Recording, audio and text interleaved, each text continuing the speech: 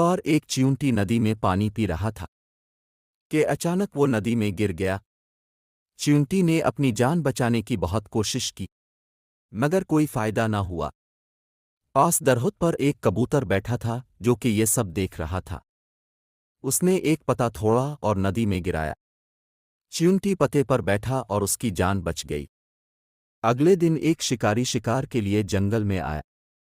उसने देखा कि एक दरख्त पर एक कबूतर बैठा हुआ है। शिकारी ने कबूतर को अपना निशाना बनाया कि चींटी ने उसे देख लिया। जैसे ही वो कबूतर को मारने वाला था कि चींटी ने इसके पाँव को जोर से काटा। शिकारी का निशाना खता हुआ और कबूतर उड़ गया। कहानी का अखलाक: अच्छा करोगे तो अच्छा सल्ला मिलेगा, लेकिन हर बार अच्छा ना करे। कुछ बार अच्छाई की जगह बुराई देखने को मिलता है।